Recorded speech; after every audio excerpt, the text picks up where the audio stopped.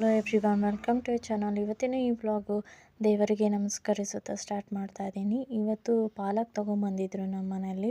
ಹಾಗಾಗಿ ಚಪಾತಿ ಜೊತೆಗೆ ಪಾಲಕ್ಕಿನ ಪಲ್ಯ ಏನಾದರೂ ಮಾಡೋಣ ಅಂತ ನಾನು ಬೇಗ ಆಗಬೇಕಾಗಿತ್ತು ಅಂತ ಹೇಳ್ಬಿಟ್ಟು ಈ ಒಂದು ರೆಸಿಪಿನ ಮಾಡ್ತಾಯಿದ್ದೀನಿ. ಇದು ಬಂದು ಒಂಥರ ಪಾತ್ರೋಡೆ ಸ್ಟೈಲಲ್ಲಿ ಬರುವಂಥ ಒಂದು ರೆಸಿಪಿ. ಇದು almost Rajasthan, north India side ತುಂಬ ಮಾಡ್ತಾರೆ.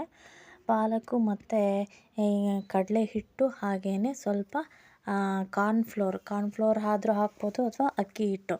ನಾನಿಲ್ಲಿ ಏನು ಮಾಡಿದ್ದೀನಿ ಅಂದರೆ ಅಕ್ಕಿ ಹಿಟ್ಟು ಅಷ್ಟು ಚೆನ್ನಾಗಿರಲಿಲ್ಲ ನಮ್ಮ ಮನೇಲಿ, ಹಾಗಾಗ್ಬಿಟ್ಟು ಅಕ್ಕಿ ರವೆ ತೊಗೊಂಡಿದ್ದೀನಿ. ಅಕ್ಕಿ ರವೆ ಹಾಕ್ಬಿಟ್ಟು ನಾನು ಈ ಥರ ಉಂಡೆ ಕಟ್ಕೊಂಡಿದ್ದೀನಿ. ಪತ್ರೊಡೆ ಮಾಡ್ತಾರಲ್ಲ ಅದೇ ಥರನೇ ನಾನು ಈ ಥರ ಉಂಡೆ ಕಟ್ಕೊಂಡಿದ್ದೀನಿ.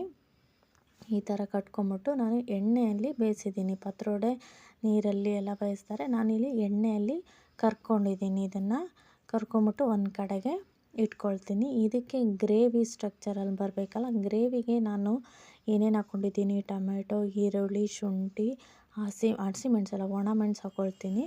ಹಾಗೆಯೇ ಸ್ವಲ್ಪ ಕೆನೆ ಹಾಕ್ಕೊಳ್ತೀನಿ. ಹಾಗೆ ಸ್ವಲ್ಪ ಮೊಸರು ಹಾಕ್ಬಿಟ್ಟು ಚೆನ್ನಾಗಿ ರುಬ್ಕೊಳ್ತೀನಿ. ಮೊಸರು ಆಪ್ಷನಲ್ಲು, ಬೇಕಾದರೆ ಮೊಸರು ಹಾಕ್ಕೊಳ್ಳಿ. ಮೊಸರು ಬದಲು ಗೋಡಂಬಿ ಹಾಕ್ತೀನಿ ಅಂತಂದರೆ ಹಾಕಿ. ನಾರ್ತ್ ಸೈಡ್ ನೆನೆಸಿರೋ ಗೋಡಂಬಿ ಹಾಕ್ತಾರೆ, ಬಟ್ ನಾನಿಲ್ಲಿ ಹಾಕಿಲ್ಲ.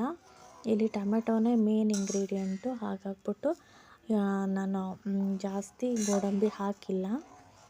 ಇದು ಚೆನ್ನಾಗಿ ಈ ಮಿಶ್ರಣನ ಕುದಿಸ್ಕೋಬೇಕು. ಹಸಿ ವಾಸನೆ ಹೋಗೋಷ್ಟು ಕುದಿಸ್ಕೊಂಡು ಆನಂತರ ಗರಂ ಮಸಾಲ ಪುಡಿ ಹಾಕಿ ಇಲ್ಲಿ ಕರೆದಿರೋ ಅಂತಹ ಪಾಲಕ್ಕಿಂದು ಮಾಡಿರ್ತೀವಲ್ಲ ಅದನ್ನು ಹಾಕ್ತಾ ಹೋಗಬೇಕು. ಅದು ಚೆನ್ನಾಗಿ ಕುದಿಬೇಕು. ಡ್ರೈ ಈ ಥರ ನೋಡಿ, ಈ ಸ್ಟ್ರಕ್ಚರ್ ಬರೋವಷ್ಟು ಕುದ್ಬಿಟ್ಟು ಇದನ್ನು ನೀವು ಚಪಾತಿ ಜೊತೆ ಟ್ರೈ ಮಾಡಿ. ಟೇಸ್ಟ್ ಹೇಗಿದೆ ಅಂತ ಹೇಳಿ, ಕಮೆಂಟ್ ಮಾಡಿ. Thanks for watching.